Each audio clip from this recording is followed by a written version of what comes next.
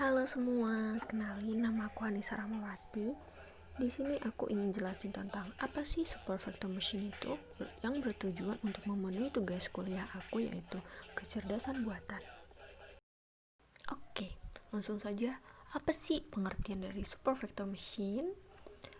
Supervector machine yaitu sistem pembelajaran yang menggunakan ruang hipotesis berupa fungsi-fungsi linear dalam sebuah fitur yang berdimensi tinggi dan dilatih dengan menggunakan algoritma pembelajaran yang didasarkan pada teori optimasi. Menurut Wikipedia, supervector machine merupakan sebuah algoritma klasifikasi untuk data linear dan non-linear. SVM menggunakan mapping non-linear untuk mentransformasikan data. Maksud aku, training data awal ke dimensi yang lebih tinggi. Seperti itu. Lebih simpelnya bisa dibilang, SVM adalah teknik klasifikasi yang mengatasi masalah klasifikasi dengan linear maupun non-linear. Seperti itu. Jurnal yang aku gunakan berjudul Klasifikasi Penyakit Gigi dan Mulut menggunakan metode supervector machine. Ini adalah diagram alir dari jurnal.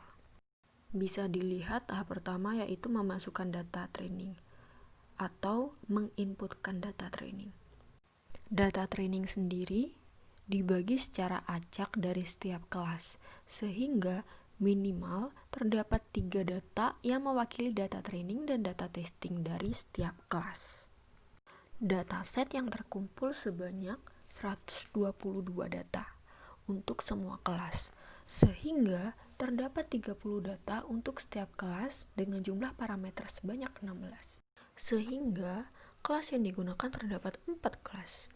Yang pertama, kelas pulpitis, kedua, kelas gingivitis, ketiga, kelas nekrosis pulpa, dan keempat, kelas periodontitis.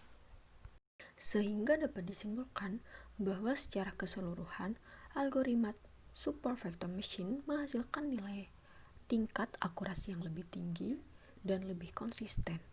Hal ini disebabkan oleh komposisi data yang digunakan pada data training maupun data testing tidak jauh berbeda. Selanjutnya adalah pengujian kernel. Sebentar. Kernel. Oke. Kernel. Kernel. Selanjutnya adalah pengujian kernel. Maksud aku proses penerapan fungsi kernel SVM. Pengujian kernel digunakan untuk mengetahui jenis kernel yang mana yang memperoleh hasil terbaik. Lalu proses selanjutnya yaitu proses perhitungan sequential training SVM. Nilai parameter pada sequential training SVM yaitu lambda, gamma, complexity, epsilon dengan intermax, dan rasio data. Tahap selanjutnya adalah proses testing SVM atau pengujian.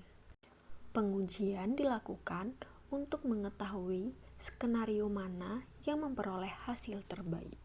Sehingga penelitian ini menghasilkan 4 kelas, yaitu kelas pulpitis, gingivitis, nekrotis pulpa, dan periodontitis. Sesuai yang udah aku sebutin tadi, itu adalah klasifikasi atau hasil atau output dari diagram alir ini. Terima kasih.